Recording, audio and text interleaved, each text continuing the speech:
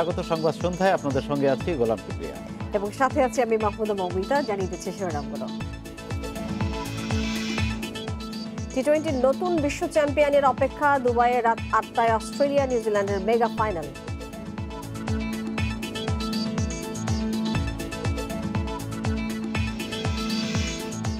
ধর্ষণ নিয়ে বিচারক কামরুন নাহারের বক্তব্যকে বিব্রতকর বললেন আইনমন্ত্রী। বিচারিক ক্ষমতা থেকে প্রত্যাহার।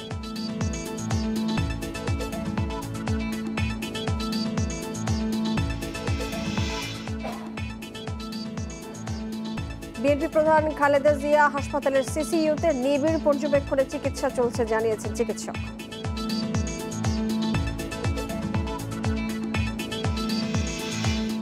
সীমান্তে হত্যা বাংলাদেশের জন্য দুঃখজনক, ভারতের জন্য লজ্জার মন্তব্য পররাষ্ট্রমন্ত্রী।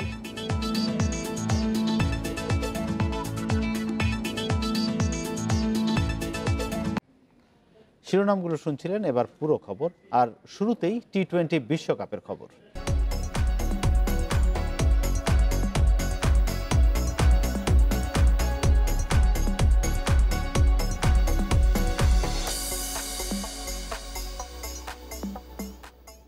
টি-20-র নতুন বিশ্ব চ্যাম্পিয়নের অপেক্ষা।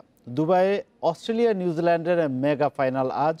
শার্টার ফরম্যাটে প্রথমবার বিশ্বকাপ জিতে ইতিহাস গড়তে চান অজি অধিনায়ক অ্যারন ফিঞ্চ। অন্যদিকে ফাইনালের চাপ না নিয়ে উপভোগ করার তাগিদ কিউই অধিনায়ক উইলিয়ামসনের।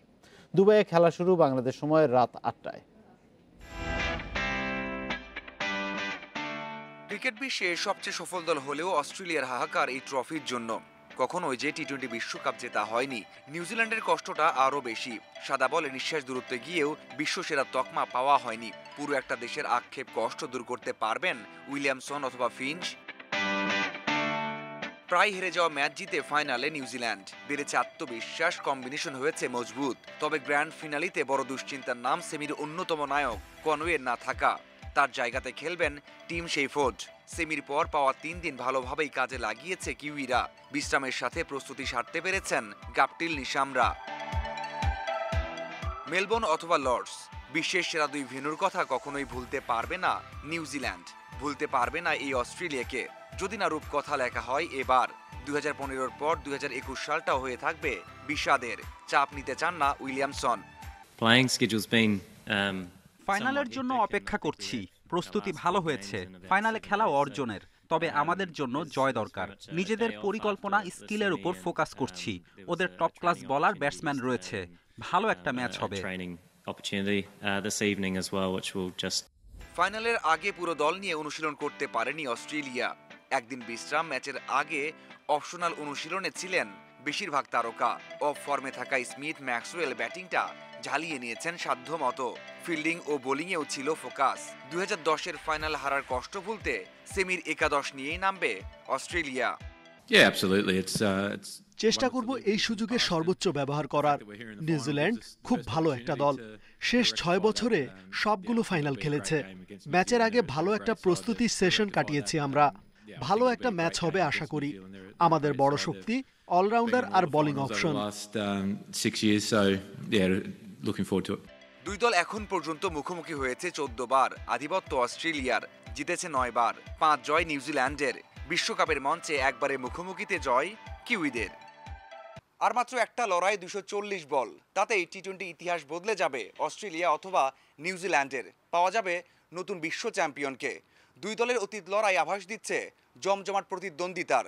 দেখার অপেক্ষা শেষ লড়াইয়ে জয়ী হয় কোন দল, অস্ট্রেলিয়া নাকি New Zealand. Mazharul Islam, independent news, Dubai, সংযুক্ত আরব আমিরাত। বিশ্বকাপ ফাইনালে ট্রান্স তাসমান লড়াই। ব্যাটিং ধারাবাহিকতায় কিছুটা এগিয়ে নিউজিল্যান্ড। বিপরীতে বোলিংয়ে জাম্পার ফর্ম স্টার্ক কামিন্সটা অস্ট্রেলিয়াকে এগিয়ে রাখবে। তবে টস হয়ে উঠতে পারে বড় প্রভাবক। পরিসংখ্যান বলছে দুবাইয়ে টস জিতে ফিল্ডিং নেবে অধিনায়ক।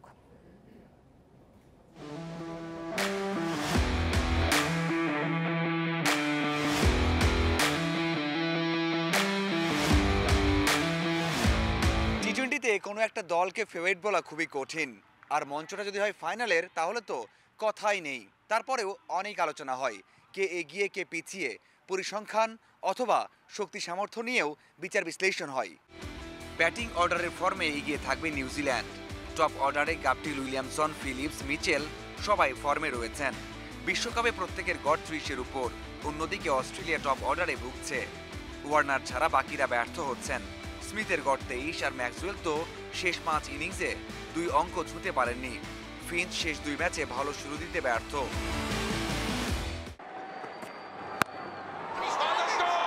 মিডল অর্ডারে হবে হাড্ডাহাড্ডি লড়াই। সেখানে ওয়েড, স্টোয়ানিস আর নিশাম ফিলিপসের দিকে নজর থাকবে। যদিও এখনো জ্বলে উঠতে পারেননি ফিলিপস। রান তারা অথবা বড় টার্গেট দেওয়ার ক্ষেত্রে এই জুটির দিকে তাকিয়ে থাকবে দুই দল। বোলিং লাইন আপে পার্থক্যটা সামান্য। স্টার্ক, হ্যাজেলউডের সাথে জ্যাম্পার সমন্বয়ে এগিয়ে রাখা হচ্ছে অস্ট্রেলিয়াকে। দুবাইয়ে 4 ম্যাচে 9 উইকেট জ্যাম্পার। এই বোলারকেই ধরা হচ্ছে অস্ট্রেলিয়ার ট্রাম্প কার্ড। নিউজিল্যান্ডের ওয়ান ম্যান শো না থাকলেও আছে সাউদি বোল্ট শোধের ধারাবাহিকতা। সবকিছু চাপিয়ে টসটা হয়ে দাঁড়াচ্ছে সবচেয়ে বড় ফ্যাক্টর হয়ে। এই ভেন্যুতে সবশেষ 13 ম্যাচের 12টাতেই জিতেছে চেস করা দল। শেষ দিকে উইকেটটা রূপ নেয় ব্যাটিং স্বর্গে। বোলারদের জন্য হয়ে ওঠে বিভীষিকাময়। পাকিস্তানের বিপক্ষে 3টে ক্যাচ ছেড়েছে অস্ট্রেলিয়া। ভাগ্য ভালো, চড়া মূল্য দিতে হয়নি। অন্যদিকে আসর জুড়ে ফিল্ডিংয়ে দুর্দান্ত নিউজিল্যান্ড। সবচেয়ে বেশি রান বাঁচিয়েছেন উইলিয়ামসন, গাপটিল, ফিলিপসরা। ফাইনালের মঞ্চে ভুলের সুযোগ নেই এই বিভাগেও। মাঝারুল ইসলাম, ইন্ডিপেন্ডেন্ট নিউজ, দুবাই, সংযুক্ত আরব আমিরাত। বিশ্বকাপের ফাইনাল নিয়ে কথা বলতে দুবাই থেকে যুক্ত আছেন সহকর্মী মাঝারুল ইসলাম। যাচ্ছি তার কাছে। মাঝার, দু দলেরই প্রথম টি-20 বিশ্বকাপ, দুই দলের শক্তিও প্রায় সমান। এই ম্যাচে কোন বিষয়ে প্রভাবক হতে পারে? আমরা দেখেছি টস একটা বড় ব্যাপার হয়ে দাঁড়িয়েছে শুরু থেকেই। না, অবশ্যই টসটা বড় একটা ফ্যাক্টর। তবে ফাইনাল ম্যাচ, যেখানে কোনো কিছু হয়তো বা নিশ্চিত বলা কঠিন। আপনি দেখেন এই ম্যাচের সবশেষ 12 ম্যাচের 11 জয় পরে ব্যাট করে, এবং সেটা ওয়ার্ল্ড কাপ, এবং 13 ম্যাচে মাত্র একটা জয় এসেছে আগে ব্যাট করে। তো সেই হিসেবে বলতেই হচ্ছে টসটা খুবই ইম্পর্টেন্ট। তবে ফাইনাল ম্যাচে একটা বিষয় মাথায় রাখতে হবে যে এখানে যদি বড় একটা স্কোর করা যায়, যে ম্যাচটা এখানে হয়েছে, অস্ট্রেলিয়া হারিয়েছে পাকিস্তানকে 167 রান, 76 রান করেছিল। সেই ম্যাচে কিন্তু দেখে শেষের দিকে অনেক ক্লোজ হয়ে গিয়েছিল। এই ম্যাচে যদি এমনটা হয় যে আগে ব্যাট করে কেউ যদি 180 ওভার রান করে, তাহলে সেই রানটা চেস করে কঠিন হয়ে যাবে। কারণ ফাইনাল ম্যাচের আলাদা একটা চাপ থাকে, একটা প্রেশার থাকে, এবং প্রথমবারের মতো বিশ্বকাপ জিততে যাবে কোনো দল, সেখানে অবশ্যই প্রেশারটা বেশি থাকবে। সেই প্রেশার নিয়ে ব্যাট করা, চেস করা, এটা একটা বড় কঠিন কাজ চাপ থাকবে। সেই ক্ষেত্রে বলতেই হচ্ছে যে পরিসংখ্যান আছে, যে স্ট্যাট আছে, সেটা হয়তো সব ম্যাচের জন্যই নয়, কারণ অনেক সময় সেই স্ট্যাটটা চেঞ্জ হয়ে যায়। সেটা হতে পারে। সেজন্য দুই দলে কিন্তু চাইবে টস যেই জিতুক মন খারাপ না করে অবশ্যই মাঠের লড়াইটা লড়ে যাওয়া, তাহলে হয়তো বা ভালো একটা পজিটিভ রেজাল্ট আসবে। এই যে কনওয়েলের শূন্যতা নিউজিল্যান্ডকে কি একটু পিছিয়ে রাখছে? মানে আজকে কি এটা বড় কোনো প্রভাব ফেলবে কিনা? হ্যাঁ, ফেলতেই পারে। পুরো টুর্নামেন্টে খেলেছেন, ভালো ব্যাট করেছেন সবশেষ ম্যাচে, এবং ওখানে জয়ের বড় একটা ভূমিকা রেখেছিলেন। দেখেন ফাইনালে এসে হঠাৎ করে একটা যে কম্বিনেশনটা নষ্ট হয়ে যায়, কোনো দলই চায় না। যেমন অস্ট্রেলিয়া যেমন অবশ্যই চাইবে যে উইনিং কম্বিনেশনটা ধরে রেখে ওই একাদশ নিয়েই খেলার, তেমনটা হচ্ছে না নিউজিল্যান্ডের। নিউজিল্যান্ড অবশ্যই একটা চেঞ্জ করতেই হচ্ছে। হঠাৎ করে কম্বিনেশন চেঞ্জ হওয়া কিন্তু বড় একটা বিষয় দলের জন্য, বা একটা ধাক্কা হয়ে দাঁড়ায়। তারপরেও নিউজিল্যান্ড দলে যারা রয়েছেন, যে খেলবেন, সেও কিন্তু ভালো উইকেট কিপার এবং ভালো হিট করতে পারেন। তো সেই ক্ষেত্রে যদি নতুন ভাবে দলে এসে ফ্রেশ মাইন্ডে, ফ্রেশ থেকে যদি ভালো একটা ইনিংস খেলতে পারেন, সেটা হতে পারে। সেটা অসম্ভব নয়। দেখেন এটা বাংলাদেশ বা ছোট দলগুলো হয় কি, নতুন কেউ আসলে মানিয়ে নিতে সময় লাগে, কিন্তু আপনি যখন দেখবেন যে অস্ট্রেলিয়া, নিউজিল্যান্ড বা ইংল্যান্ডে কোনো প্লেয়ার আসছে, তারা কিন্তু হঠাৎ করে এসেও মানিয়ে নিতে পারে এবং ভালো একটা ইনিংস খেলতে পারে। যেমন লিভিংস্টোন খেলেছেন এবার ইংল্যান্ডের হয়ে, অসাধারণ টুর্নামেন্ট তার গেছে। এমন অনেকেই আছেন। তো সেই ক্ষেত্রে নিউজিল্যান্ড চাইবে যে নতুন যে আসবেন ভালো খেলবেন এবং ভালো একটা সার্ভিস দিবেন, কারণ এইরকম ম্যাচে যে কোনো ক্রিকেটার চাইবেন তার সেরাটা খেলে ইতিহাসে জায়গা করে নিতে। ধন্যবাদ। দুবাই থেকে আমাদের সঙ্গে যুক্ত ছিলেন মাঝারুল ইসলাম। রেইনট্রি হোটেলে 2 তরুণী ধর্ষণের আলোচিত মামলার রায়ে বিতর্কিত পর্যবেক্ষণ দেয় বিচারক মোসাম্মদ কামরুন নাহার বেগমকে আদালত থেকে সরিয়ে মন্ত্রণালয়ে সংযুক্ত করা হয়েছে। প্রত্যাহার করা হয়েছে তার বিচারিক ক্ষমতা। প্রধান বিচারপতি সৈয়দ মাহমুদ হোসেন এবং জ্যেষ্ঠ বিচারপতিদের এই সিদ্ধান্ত জানিয়ে আইন মন্ত্রণালয়ে চিঠি দেওয়া হয়েছে। আইনমন্ত্রী মনে করেন রায়ে কামরুন নাহার পর্যবেক্ষণ বিব্রতকর। রেইনট্রি হোটেলে 2 শিক্ষার্থী ধর্ষণ মামলায় আপন জুয়েলার্সের মালিকের ছেলে শাফাত আহমেদ সহ 5 আসামিকে খালাস দিয়ে গত বৃহস্পতিবার রায় দেন নারী ও শিশু নির্যাতন দমন ট্রাইব্যুনাল 7-এর বিচারক মোসাম্মদ কামরুন নাহার বেগম। ধর্ষণের 72 ঘণ্টা পর পুলিশকে মামলা না নিতে রায় বিচারক যে পর্যবেক্ষণ দেন তাতে সমালোচনার ঝড় ওঠে। ক্ষুব্ধ প্রতিক্রিয়া জানান সর্বস্তরের জনগণ। তার বক্তব্যের বিষয়ে সিদ্ধান্ত নিতে প্রধান বিচারপতিকে চিঠি দেওয়ার কথা জানান আইনমন্ত্রী। রোববার সকালেই সুপ্রিম কোর্ট প্রশাসনের পক্ষ থেকে জানানো হয় বিচারক কামরুন নাহারের বিচারিক ক্ষমতা প্রত্যাহার করা হয়েছে। আদালত থেকে সরিয়ে সংযুক্ত করা হয়েছে আইন ও বিচার বিভাগে। অ্যাটর্নি জেনারেল AM আমিনুদ্দিন জানান ওই বিচারক তার বিচারিক এখতিয়ারের বাইরে গিয়ে পর্যবেক্ষণ দিয়েছেন। ট্রায়াল কোর্ট ওই মামলা সম্বন্ধে কিছু বলতে পারেন, কিন্তু জেনারেল কোনো অর্ডার এভাবে দিতে পারেন না। সেটা উনি ওনার এখতিয়ারের বাইরে যেয়ে কাজ করেছেন এবং তার এই কাজের ফলে আমাদের যে বিচার যে ব্যবস্থা এখানে কিন্তু একটা জটিলতা সৃষ্টি হতে পারে। তাদের ফোর্স আছে, পজিশনকে এক্সপ্লয়েট করেন। তাদের মামলা ক্ষেত্রে দেখবেন যে সাধারণত জাজমেন্টগুলো এরকমই হয়। জাজমেন্টগুলো এরকমই, আমরা যতই বলি বিচার ব্যবস্থা আমাদের স্বচ্ছ, বিচার ব্যবস্থা আমাদের ইনফ্লুয়েন্সটা না, কিন্তু সামহাউ ইট গেট ইনফ্লুয়েন্স। এদিকে সচিবালয়ে সাংবাদিকদের প্রশ্নের জবাবে আইনমন্ত্রী জানান কামরুন নাহারের বক্তব্য আইন শৃঙ্খলা বাহিনীর প্রতি ভুল নির্দেশনা। প্রধান বিচারপতি যে ব্যবস্থা নিয়েছেন তারই অংশ হিসেবে তাকে কারণ দর্শাতে বলা হবে। বিজ্ঞ বিচারকদের জন্য বিব্রতকর, আইন শৃঙ্খলা বাহিনীর প্রতি একটা ভুল নির্দেশনা দেওয়া হবে। তো সেই ক্ষেত্রে এই ব্যবস্থা গ্রহণটা অত্যন্ত প্রয়োজনীয় ছিল। তার বিরুদ্ধে যে ব্যবস্থা নেওয়া হয়েছে সেটাও সম্পূর্ণ আইনানুগভাবেই কিন্তু সেটা এগিয়ে যাবে। আইনে তার যা সুবিধা তাকে শোকজ করা হবে, তিনি কেন বলেছেন তার ব্যাখ্যা চাওয়া হবে। আইনমন্ত্রী আরও জানান ওই পর্যবেক্ষণ সংবিধানের 31 অনুচ্ছেদে মৌলিক নাগরিক অধিকারের পরিপন্থী। জন্য বিব্রতকর। জান্নাতুল ফেরদাউস তানভি, ইন্ডিপেন্ডেন্ট নিউজ, ঢাকা। বাংলাদেশ প্রকৌশল বিশ্ববিদ্যালয়ের শিক্ষার্থী আবরার ফাহাদ হত্যা মামলার রায় আগামী 28 নভেম্বর ধার্য করেছেন আদালত। মামলার যুক্তিতর্ক উপস্থাপন শেষে ঢাকার দ্রুত বিচার ট্রাইব্যুনাল 1-এর বিচারক আবু জাফর মোহাম্মদ কামরুজ্জামান এই তারিখ ধার্য করেন। আজ আদালতে শুনানির সময় মামলার 22 আসামিকে ট্রাইব্যুনালে হাজির করা হয়। মামলার আরও 3 আসামি মুস্তফা রাফিদ, মোহাম্মদ মোর্শেদুজ্জামান মণ্ডল ওরফে জিশান এবং এহতেশামুল রাব্বি তামিম ঘটনার পর থেকে পলাতক। এর আগে ট্রাইব্যুনালে মামলার অভিযোগকারী সহ প্রসিকিউশনের 46 জন সাক্ষী জবানবন্দি দেন। 2019 সালের 7 অক্টোবর বুয়েটের দ্বিতীয় বর্ষের শিক্ষার্থী আবরার ফাহাদকে বুয়েট শাখা ছাত্রলীগের একদল ছাত্র ছাত্রাবাসে পিটিয়ে হত্যা করে। এ ঘটনায় ওই বছরের 7 অক্টোবর আবরারের বাবা বরকতুল্লাহ বাদী হয়ে চকবাজার থানায় হত্যা মামলা দায়ের করেন। 14 দিনের ইউরোপ সফর শেষে দেশে প্রধানমন্ত্রী শেখ হাসিনা সকাল 7:25 হযরত শাহজালাল বিমানবন্দরে অবতরণ করে তাকে বহনকারী বিমানটি। এর আগে 31 অক্টোবর জলবায়ু সম্মেলন কনফারেন্স অব দ্য পার্টিস কপ এর 26তম আসরে যোগ দিতে স্কটল্যান্ডের গ্লাসগোতে যান প্রধানমন্ত্রী। জলবায়ু সম্মেলনের মূল পর্বে অংশগ্রহণের পাশাপাশি সাইডলাইনে বেশ কয়েকটি উচ্চ পর্যায়ের সভায় অংশ নেন তিনি। 3 নভেম্বর স্কটল্যান্ড থেকে লন্ডন আসেন শেখ হাসিনা। সেখানে বাংলাদেশ হাইকমিশন ভবনের সম্প্রসারিত অংশ উদ্বোধন সহ বিভিন্ন কর্মসূচিতে অংশ নেন তিনি। স্কটল্যান্ডের গ্লাসগো এবং লন্ডন সফর শেষে 9 নভেম্বর প্যারিস যান তিনি। ইউনেস্কো সদর দপ্তরের সৃজনশীল অর্থনীতির জন্য ইউনেস্কো বাংলাদেশ বঙ্গবন্ধু শেখ মুজিবুর রহমান পুরস্কার বিতরণ অনুষ্ঠানে অংশ নেন শেখ হাসিনা। এছাড়াও ইউনেস্কোর আরও কয়েকটি অনুষ্ঠানে যোগ দেন তিনি। মেডিকেল বোর্ডের সিদ্ধান্ত অনুযায়ী হাসপাতালের সিসিইউতেই আপাতত চিকিৎসা চলবে বিএনপি চেয়ারপারসন বেগম খালেদা জিয়ার। রোববার বিকেলে মেডিকেল বোর্ড তার স্বাস্থ্যগত দিক পর্যালোচনা করে এ সিদ্ধান্ত দেন। শনিবার তৃতীয় দফায় রাজধানীর এভারকেয়ার হাসপাতালে ভর্তি করা হয় খালেদা জিয়াকে। রোববার হাসপাতালের সিসিইউতে নেওয়া হয় তাকে। মেডিকেল বোর্ড তার বর্তমান স্বাস্থ্য ও আগের কিছু রিপোর্ট পর্যালোচনা করে সিসিইউতে রেখেই চিকিৎসার পরামর্শ দেন। 76 বছর বয়সী Khaleda Zia arthritis, diabetes, kidney, ফুসফুস ও চোখের সমস্যা সহ নানা জটিলতায় ভুগছেন।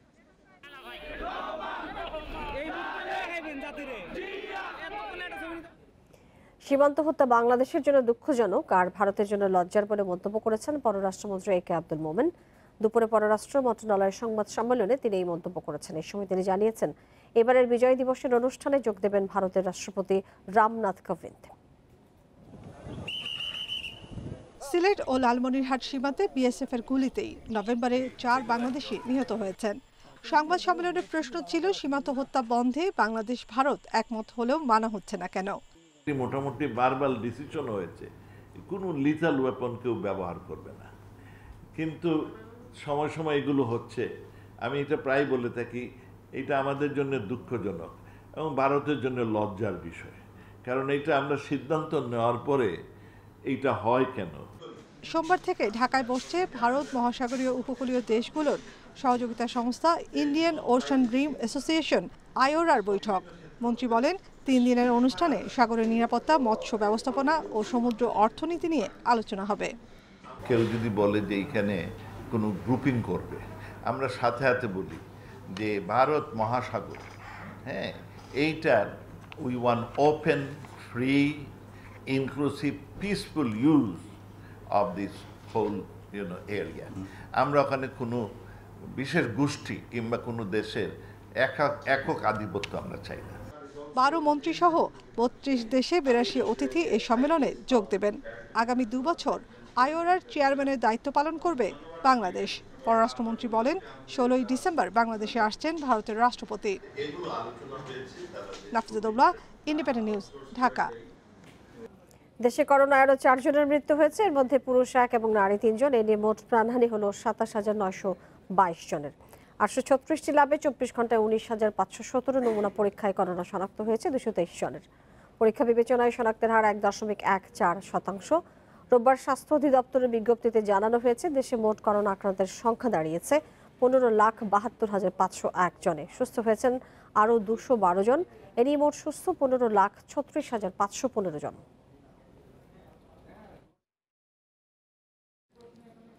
আজ থেকে শুরু হয়েছে এসএসসি ও সমমানের পরীক্ষা। স্বাস্থ্যবিধি মেনে সকাল 10টা থেকে শুরু হওয়া প্রথম দিনের পরীক্ষা শেষ হয় বেলা 11:30টায়। পরীক্ষা কেন্দ্রগুলোতে অভিভাবকদের ভিড় না করার আহ্বান জানিয়েছে শিক্ষামন্ত্রী ডক্টর দীপু মনি। স্বাভাবিক সূচির 9 মাস পর শুরু হয়েছে এসএসসি পরীক্ষা। রোববার সকাল থেকেই পরীক্ষার্থীরা মোটামুটি স্বাস্থ্যবিধি মেনে কেন্দ্রে প্রবেশ করেন। তবে বারবার শিক্ষা মন্ত্রণালয়ের নিষেধের পরও কেন্দ্রের বাইরে ছিল অভিভাবকদের উপচে পড়া ভিড়। বাচ্চা এখানে দিয়ে 1.5 ঘন্টার জন্য যাওয়া সম্ভব না, এই জন্য আমাদের দাঁড়াইতে হবে। অনেকদিন পরে পরীক্ষা হচ্ছে, যার কারণে সব গার্ডিয়ান আসলে একটু এক্সাইটেড। এবার পরীক্ষায় অংশ নিচ্ছে 22,27,113 জন পরীক্ষার্থী। 3,679টি কেন্দ্রে পরীক্ষা অনুষ্ঠিত হচ্ছে। মতিঝিল সরকারি বালক উচ্চ বিদ্যালয় পরিদর্শন করেন শিক্ষামন্ত্রী দীপু মনি। এ সময় তিনি আবারও আহ্বান জানান কেন্দ্রের বাইরে ভিড় না করার। বাইরে অভিভাবকেরা যেখানে দাঁড়াচ্ছেন, অপেক্ষা করছেন, সেখানে অনেক ভিড়, সেখানে হয়তো স্বাস্থ্যবিধি সেভাবে তারা মানছেন না। আমরা আগেও অনুরোধ জানিয়েছিলাম, আবারও আপনাদের মাধ্যমে অভিভাবকদেরকে অনুরোধ জানাবো যে তারা বাইরে যেখানেই থাকবেন যেন ভিড় না করেন। কেউ পরীক্ষা সংক্রান্ত কোনো গুজব ছড়ালে কঠোর ব্যবস্থা নেয়ার হুঁশিয়ারি দেন শিক্ষামন্ত্রী। কেউ যেন গুজবে কোনোভাবে কান না দেন। আমি অভিভাবকদের কাছেও অনুরোধ করব, কোনোভাবেই কোনো রকম গুজবে কান দেবেন না। আপনার সন্তানরা যেন কোনোভাবে কোনো গুজবে কান না দেয়, আর সে ব্যাপারেও আপনারা একটু খেয়াল রাখবেন। পরীক্ষা শেষে খুশি শিক্ষার্থীরা, তবে প্রশ্ন একটু কঠিন হয়েছে বলছেন তারা। ভালোই লাগছে, বাট কোশ্চেনটা আর একটু ইজি হলে আরো বেশি ভালো হতো। পরীক্ষা ভালো হয়েছে, পরীক্ষা ভালোভাবে দিয়েছে। পরীক্ষা অনেক ভালো হয়েছে আর দিয়েও অনেক ভালো লাগছে। একটু কোশ্চেন একটু কনফিউশন হয়েছে সবার, টাইম ম্যানেজমেন্টে একটু সমস্যা হয়েছে। সংক্ষিপ্ত সিলেবাসে গ্রুপ ভিত্তিক 3টি বিষয়ের ওপর পরীক্ষা হচ্ছে। বাকি বিষয়ের ফল দেয়া হবে জেএসসির নম্বরের ওপর ভিত্তি করে। লিখিত হলেও পরীক্ষার্থীদের ব্যবহারিক পরীক্ষা দিতে হবে না। ব্যবহারিক খাতার 5 নম্বরের গড় করে ফল দেয়া হবে। সেই সঙ্গে পরীক্ষা শেষ হওয়ার 1 মাসের মধ্যেই ফল ঘোষণা করা হবে। নূরে আলম, ইন্ডিপেন্ডেন্ট নিউজ, ঢাকা। বাস মালিক সমিতির নির্ধারিত সময় পেরিয়ে গেলেও রাজধানীতে বন্ধ হয়নি সিটিং সার্ভিস এবং গেট লক বাস। ওয়ে বিলের নাম করে সম্পূর্ণ বেআইনিভাবে যাত্রীদের কাছ থেকে বাড়তি ভাড়া নেওয়া হচ্ছে। বাস চালক এবং সহকারীরা বলছেন সংশ্লিষ্ট পরিবহন কোম্পানির কাছ থেকে এ বিষয়ে কোনো নির্দেশনা দেওয়া হয়নি। রাজধানীর গণপরিবহনে ভাড়া নিয়ে নৈরাজ্য যেন কমছে না। তেলের দাম বৃদ্ধির পরিপ্রেক্ষিতে সরকার বাস ভাড়া বাড়ানোর সপ্তাহখানেক পরও নেওয়া হচ্ছে কয়েক গুণ ভাড়া। ঢাকার নিত্যযাত্রীদের ভোগান্তির অপর নাম ওয়েবিল। এ ব্যবস্থা অনুযায়ী কেউ যদি মিরপুর থেকে শাহবাগ যান তাহলে তাকেও ভাড়া দিতে হয় গুলিস্তান পর্যন্ত, অর্থাৎ কম দূরত্বের যাত্রীর কাছ থেকেও বেশি ভাড়া আদায় করেন বাস মালিকরা। যাত্রী হয়রানি বন্ধে গণপরিবহনের সিটিং সার্ভিস, গেটলক সার্ভিস বা ওয়েবিল পদ্ধতি বাতিলের নির্দেশ দেয় মালিক সমিতি। শনিবার ছিল সেই নির্দেশ বাস্তবায়নের শেষ দিন। যদিও সব পরিবহনই চলছে আগের নিয়মেই, নেওয়া হচ্ছে বাড়তি ভাড়া। ওভার 30 টাকা করে ভাড়া নিচ্ছে, তার মানে ওনাকে বললো যে না সিটিং ভাড়ার হয়নি। উনি তো 25 টাকা নিবে, উনি আমাকে আরো 5 টাকা বেশি নিল কেন? চালক ও সহকারীদের দাবি এ বিষয়ে সংশ্লিষ্ট পরিবহন কোম্পানি থেকে কোনো নির্দেশ দেয়া হয়নি। ওয়েবিল অনুযায়ী পথে পথে চাঁদা দিতে হয় বলে মালিক সমিতির ঘোষণা মানছেন না তারা। সিটিং ভাড়া তো মনে করেন নেওয়াই লাগবে, নাল তো মনে বোঝেন না, টিপ মারা যায় না জাম রোডে। তো অফিসের থেকে কিছু বলে নাই, এই যে ওবিল এখনো গাড়ি চালাচ্ছে। এদিকে নির্দেশনা না মানলে সংশ্লিষ্ট কোম্পানির বিরুদ্ধে ব্যবস্থা নেওয়ার হুঁশিয়ারি মালিক সমিতির। যারা মানবে না তাদের বিরুদ্ধে আমরা অ্যাকশনে যাব এবং যাচ্ছি। আজকে সকাল থেকে আরম্ভ হয়েছে অ্যাকশন। যারা গেটলক সিটিং চালাবে তাদের বিরুদ্ধে আমরা মালিক সমিতিও অ্যাকশনে যাব। আর বিআরটিএ বলছে নিয়ম না মানলে করা হবে মামলা, বাতিল হবে রুট পারমিট।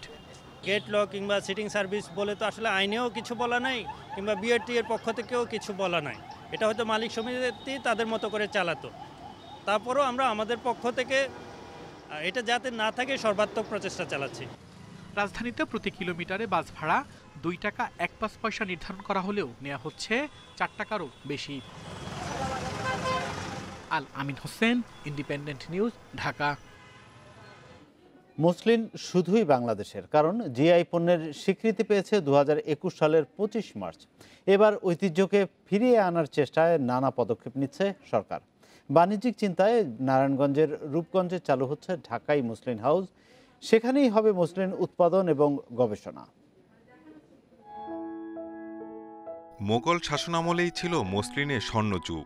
সেরা কারিগরদের পৃষ্ঠপোষকতা করতেন মোগল সম্রাটরা। তখন ঢাকায় মসলিন ছিল জগৎ বিখ্যাত। ইরাক, তুরস্ক ও মধ্যপ্রাচ্যে বিপুল পরিমাণে রপ্তানি হতো। সবশেষ 1850 সালে লন্ডনে ঢাকায় মসলিনের প্রদর্শনী হয়েছিল। এরপর হারিয়েই গেছে মসলিনের অস্তিত্ব। মসলিনের ঐতিহ্য ফিরিয়ে আনতে চাচ্ছে সরকার। 6 বছরের চেষ্টায় গত বছর 6টি মসলিন শাড়ি তৈরি করেন গবেষকরা। এবার মসলিনের উৎপাদনকে টেকসই রূপ দিতে আলাদা জায়গা ঠিক করা হয়েছে। নারায়ণগঞ্জে রূপগঞ্জে করা হয়েছে ঢাকাই মসলিন হাউস। ফুটি কারপা সুতা সূক্ষ্ম বননে একটি মসলিন শাড়ি তৈরি করতে সময় লাগে 6 মাস। মসলিন হাউসের জন্য 30 জন নারী স্পিনার ও 40 জন তাঁতিকে প্রশিক্ষণ দেওয়া হয়েছে। অনেক চিকন তো সুতা, মনে করেন হাতের কাছে একটু টান লাগলে ছিঁড়ে যায়। মনে করেন বেশি রৌদ্র হলে বোনা যায় না, বেশি ঠান্ডা হলেও বোনা যায় না। ধৈর্য যদি না থাকে তাহলে এই কাজের সাথে জড়িত থাকা যাবে না, কারণ অনেক তো কষ্ট করে এই শাড়িটা ধৈর্য ধরে করতে হয়। উন্নতমানের মসলিন উৎপাদনের জন্য গবেষণায় জোর দেওয়া হচ্ছে। আপাতত বছরে 60টি শাড়ি উৎপাদনের লক্ষ্য ঠিক করা হয়েছে। টেকনোলজিটা আমরা রপ্ত করতে পেরেছি। এই রপ্ত করা জিনিসটা যদি আমরা প্রাইভেট স্কেলে দিতে পারি, তখন প্রাইভেট স্কেলে এটা ছড়িয়ে যাবে এবং অতি তাড়াতাড়ি এই প্রাইভেট লোকেরাই তারা কমার্শিয়াল স্টেজ তারা নিয়ে যেতে পারবে। ঐতিহ্য ফিরিয়ে আনতে সরকার থেকে যে সহযোগিতা লাগে সেটা করে যাও। এ মাসের শেষের দিকে ঢাকায় মসলিন হাউসের উদ্বোধন করবেন প্রধানমন্ত্রী শেখ হাসিনা। সবাই যাতে দেখতে পারে সেজন্য থাকছে প্রদর্শনীর ব্যবস্থাও। Shahid Ahmed, independent news, Dhaka. জ্বালানি তেলের বর্ধিত দাম প্রত্যাহার বা পুনর্নির্ধারণের দাবি জানানো হয়েছে সংসদে। বিকেলে জাতীয় সংসদের 15তম অধিবেশনের প্রথম দিনেই এই দাবি জানান বিরোধী দলের কয়েকজন সংসদ সদস্য। পয়েন্ট অফ অর্ডারে জাতীয় পার্টির সংসদ সদস্য মুজিবুল হক চুন্নু বলেন, তেলের দামের চেয়ে পরিবহন ভাড়া অনেক বেশি বাড়ানো হয়েছে, যার প্রভাব পড়ছে প্রতিটি ক্ষেত্রে। পরে বিএনপির সংসদ সদস্য রুমিন ফারহানা 50 বছরে দেশে 75 লাখ সংখ্যালঘু কমে যাওয়ার সংক্রান্ত পরিসংখ্যান ব্যুরোর রিপোর্ট সংসদের সামনে নজরে আনেন। সংখ্যালঘুদের উপরে হামলার কোনো সঠিক বিচার হয় না বলেও অভিযোগ করেন তিনি। এর আগে অধিবেশনের শুরুতে সম্প্রতি মারা যাওয়া কয়েকজন সংসদ সদস্য ও বিশিষ্টজনের মৃত্যুতে শোক প্রস্তাব গৃহীত হয় সংসদে।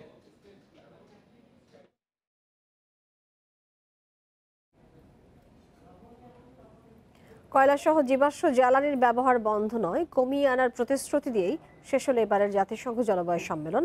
এ বিষয়ে চুক্তি হলেও বৈশ্বিক উষ্ণতা বৃদ্ধির হার 1.5 ডিগ্রি সেলসিয়াসের মধ্যে রাখা এবং কার্বন নিঃসরণের মাত্রা কমানোর বিষয়ে কোনো সুনির্দিষ্ট সিদ্ধান্ত হয়নি। সমঝোতা হয়নি আর্থিক সহায়তা ইস্যুতেও। গ্লাসগোতে এবারের জলবায়ু সম্মেলনকে বলা হচ্ছিল পৃথিবীকে বাঁচানোর সর্বশেষ প্রচেষ্টা। বিভিন্ন দেশের, বিশ্বের নানা প্রান্তের পরিবেশবাদী এবং বিশেষজ্ঞরা বৈশ্বিক উষ্ণায়ন এবং অন্যান্য জলবায়ু ঝুঁকি নিয়ে বিভিন্ন গবেষণা ও তথ্য উপাত্ত তুলে ধরে বারবার সতর্ক করছিলেন। নানা নাটকীয়তার পর অবশেষে শনিবার শেষ হয় জাতিসংঘ জলবায়ু সম্মেলন। 2 দফার খসড়া চুক্তিতে সবাই সম্মত না হওয়ায় শুক্রবার হয় বর্ধিত আলোচনা। তৃতীয় খসড়া চুক্তি নিয়ে শনিবারও চলে দীর্ঘ বিতর্ক। শেষ পর্যন্ত জলবায়ু পরিবর্তনের বিরুদ্ধে লড়াই এবং ঝুঁকিপূর্ণ দেশগুলোকে সহায়তার বিষয়ে আরও পদক্ষেপ নেওয়ার ব্যাপারে মতৈক্যে পৌঁছান প্রায় 200টি দেশের কূটনীতিকরা। চুক্তিতে কার্বন নিঃসরণ রোধ এবং 2025 সালের মধ্যে জলবায়ু তহবিলের আকার অন্তত দ্বিগুণ করার জন্য ধনী দেশগুলোকে আহ্বান জানানো হয়েছে। খসড়া চুক্তি নিয়ে সবচেয়ে বড় প্রতিবন্ধকতা তৈরি করে ভারত। কয়লা ও জীবাশ্ম জ্বালানির ব্যবহার কমানোর প্রস্তাবে আপত্তি জানায় কয়লার ওপর অতিনির্ভর দেশটি। চূড়ান্ত অধিবেশনে খসড়া চুক্তিতে কয়লা শক্তি পর্যায়ক্রমে কমিয়ে আনার প্রস্তাব করে ভারত। বৈশ্বিক কার্বন বাজেটে ন্যায্য অধিকারের পাশাপাশি উন্নয়নশীল দেশগুলোর জীবাশ্ম জ্বালানির দায়িত্বশীল ব্যবহারেরও অধিকার আছে। এমন পরিস্থিতিতে উন্নয়নশীল দেশগুলোর কাছে কয়লা সহ জীবাশ্ম জ্বালানির ব্যবহার শূন্যের কোঠায় নামিয়ে আনার প্রতিশ্রুতি আশা করা অন্যায়, কারণ এসব দেশকে নিজের অর্থনৈতিক উন্নয়ন নিয়েও ভাবতে হয়। তবে শেষ মুহূর্তে চুক্তি হলেও জলবায়ু সংকট ঘিরে গুরুত্বপূর্ণ প্রশ্নগুলো অমীমাংসিতই রয়ে গেছে। তাই হতাশা জানিয়েছেন সম্মেলনের প্রেসিডেন্ট অলোক শর্মা।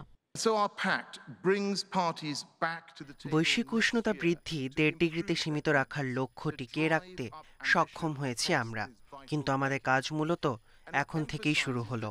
আমরা যদি প্রতিশ্রুতি পূরণে ব্যর্থ হই, তাহলে বিশ্ব রক্ষার শেষ সুযোগটাই হারিয়ে যাবে। ভারতের সাথে আপত্তি জানায় চীন, সাউথ আফ্রিকা, নাইজেরিয়া এবং ইরানও। এ নিয়ে সুইজারল্যান্ড ও ইউরোপীয় ইউনিয়ন হতাশা জানালেও শেষ পর্যন্ত সর্বসম্মতভাবে গৃহীত হয় গ্লাসগো জলবায়ু চুক্তি। Nusrat Jerin, Independent News. এবারের জলবায়ু সম্মেলনের চূড়ান্ত ফলাফল নিয়ে হতাশ জাতিসংঘ মহাসচিব অ্যান্তোনিও গুতেরেস। বলেন, 2 সপ্তাহের সম্মেলনে যে চুক্তি হয়েছে তা প্রয়োজনের তুলনায় খুবই সামান্য। সম্মেলনের চুক্তি নিয়ে অসন্তোষ জানিয়েছেন ক্ষতিগ্রস্ত বিভিন্ন দেশের প্রতিনিধি এবং পরিবেশবাদীরাও। পৃথিবীকে বাঁচানোর শেষ চেষ্টাও যেন বিফলে গেল। গ্লাসগোতে জাতিসংঘ জলবায়ু সম্মেলন শেষে এমনটাই মনে করছেন বিভিন্ন দেশের পরিবেশবাদীরা। জলবায়ু পরিবর্তনের কারণে ক্ষতিগ্রস্ত দেশগুলোর রাজনীতিবিদ এবং পরিবেশ কর্মীরা বলছেন, শেষ পর্যন্ত যে চুক্তি হয়েছে তাতে বৈশ্বিক উষ্ণতা বৃদ্ধির সমস্যা সমাধান করা সম্ভব নয়। আগামী 1 দশকে কোন দেশ কত পরিমাণ এবং কী গতিতে কার্বন নিঃসরণ কমাবে সে গুরুত্বপূর্ণ প্রশ্নটিও অমীমাংসিত রয়ে গেছে। COP26-এর এই চুক্তি আসলে একটি আপোষ। এটি বর্তমান বিশ্বের স্বার্থ, দ্বন্দ্ব ও রাজনৈতিক ইচ্ছার প্রতিফলন। গুরুত্বপূর্ণ পদক্ষেপ হলেও কোনোভাবেই এটি যথেষ্ট নয়। আমাদের অবশ্যই জলবায়ু ঝুঁকি মোকাবেলার কার্যক্রমের গতি আরও বাড়াতে হবে। এছাড়া উন্নয়নশীল দেশের জন্য পরিবেশ বান্ধব জ্বালানি তৈরি এবং জলবায়ু ঝুঁকি মোকাবেলায় প্রয়োজনীয় তহবিলের ঘাটতি রয়েছে। এ নিয়ে ক্ষুব্ধ প্রতিক্রিয়া জানিয়েছেন বাংলাদেশ সহ ক্ষতিগ্রস্ত দেশগুলোর প্রতিনিধি ও পরিবেশবাদীরা। আমাদের শুধু একটাই এজেন্ডা ছিল, তা হলো মানবসৃষ্ট জলবায়ু সংকটে ক্ষতিগ্রস্ত মানুষদের সহযোগিতা করা। 138টি দেশ তাদের দাবি তুলে ধরলেও রাতারাতি তা খসড়া থেকে সরিয়ে ফেলা হয়। সেখানে স্থান পেয়েছে নতুন আলোচনার প্রস্তাব। এরা শুধু আলোচনা করতেই পছন্দ করে। We demanded finance for loss and damage. আমরা আবারও ক্ষতিগ্রস্ত দেশগুলোকে তাদের ন্যায্য ক্ষতিপূরণ দিতে ব্যর্থ হলাম। জলবায়ু পরিবর্তনের জন্য কোনো দায় না থাকলেও এর সর্বোচ্চ খেসারত দিচ্ছে তারা। দিন দিন তাদের দুর্ভোগ বেড়েই চলেছে, যার জন্য তারা কোনোভাবেই দায়ী নয়। Which means that we again fail to help people who are suffering now. এবারে সম্মেলনকেও আগের সব ব্যর্থ প্রচেষ্টার সাথেই তুলনা করেছেন সুইডেনের তরুণ পরিবেশ কর্মী গ্রেটা থানবার্গ। আর অক্সফামের মতে সম্মেলনের চুক্তির মাধ্যমে বৈশ্বিক উষ্ণায়নের হার 1.5 ডিগ্রি সেলসিয়াসের মধ্যে যে লক্ষ্যমাত্রা সেটাই শুধু টিকিয়ে রাখা হয়েছে। Nusrat Serin, Independent News. বিশ্বকাপ বাছাই পর্বে আজ মাচা মারার লড়াই পর্তুগাল এবং স্পেনের সামনে। সরাসরি মূল পর্বে খেলতে হলে দুই দলেরই পয়েন্ট দরকার। সেই চ্যালেঞ্জে পর্তুগালের সামনে সার্বিয়া আর স্পেন খেলবে সুইডেনের বিপক্ষে। দুটি ম্যাচই শুরু বাংলাদেশ সময় রাত 2:45। এর আগে নিয়ম রক্ষার ম্যাচে রাত 11টায় আর্মেনিয়ার অতিথি জার্মানি। বিশ্বকাপ বাছাই পর্তুগালের মসৃণ যাত্রায় দাগ পড়েছে দুই ড্রতে। অ্যাওয়ে ম্যাচে সার্বিয়ার সাথে 2-2 গোলের ড্র, এর মধ্যে একটি। সেই সার্বিয়াই আবার সামনে। লিসবনে নিজের মাঠে এবারও হার এড়াতে পারলেই মিলবে কাতার বিশ্বকাপের টিকিট। অন্যদিকে এই গ্রুপে সমান 17 পয়েন্ট নিয়ে গোল করে পিছিয়ে থাকা সার্বিয়াকে জিততেই হবে, নইলে থাকতে হবে প্লে অফের ভরসায়। প্রতিপক্ষকে নিয়ে সতর্ক অবস্থানে পর্তুগালের কোচ। একাদশে রোনালদোর সাথে আক্রমণে ভরসা রাখবেন জোতা সিলভার উপর। মাঝমাঠের দায়িত্ব সান্তোস ব্রুনোদের কাঁধে, রক্ষণের শক্তি মেন্ডেস দিয়াস। সার্বিয়া জয়ের জন্য মরিয়া থাকবে। তারা আক্রমণাত্মক ফুটবল খেলে আমাদের আক্রমণের সুযোগ করে দেবে, এটা ভাবা ভুল। এলোমেলো না হয়ে গোছানো খেলা দিয়েই জিততে হবে। বি গ্রুপেও স্পেনের একই অবস্থা। পর্তুগালের মতো জয় কিংবা ড্র দুটোতেই চলবে তাদের। তবে প্রতিপক্ষ যেহেতু সুইডেন, তাই হারের সংখ্যা উড়িয়ে দেওয়া যাচ্ছে না। তেমন কিছু হলে প্লে অফের পথে হারতে হবে লারোহাদের। 2-এ থাকা সুইডেনের চেয়ে 1 পয়েন্ট এগিয়ে টেবিলের শীর্ষে স্প্যানিশরা। সুইডেনের বিপক্ষে জেতা বেশ কষ্টসাধ্য। ওদের শক্ত রক্ষণ ভেঙে জয় পেতেই হবে। বিশ্বকাপ সরাসরি খেলতে এর বিকল্প নেই। ইব্রাহিমোভিচকে আটকানোই হবে মূল চ্যালেঞ্জ। জর্জিয়ার কাছে হারে বাছাই পর্ব নিজেরাই কঠিন করেছে সুইডেন। তবে স্পেন বাধা টপকে তারাও করতে পারে বাজিমাত। এদিকে যে গ্রুপে নিয়ম রক্ষার ম্যাচে আর্মেনিয়ার বিপক্ষে নামবে জার্মানি। শেষ ম্যাচে 9-0 ব্যবধানের বড় জয়ে 4-4 মেজাজে রয়েছে হান্সি ফ্লেকের দল। আর্মেনিয়াকে হারিয়ে বাছাই পর্ব মিশন শেষের লক্ষ্য বিশ্ব চ্যাম্পিয়নদের। Roksana Afroz, independent news. আর এই ছিল আজকের সংবাদ সন্ধ্যায়। সব খবর আরো বিস্তারিত জানতে চোখ রাখুন আমাদের ফেসবুক, ইউটিউব এবং টুইটারে। সাথে থাকার জন্য ধন্যবাদ।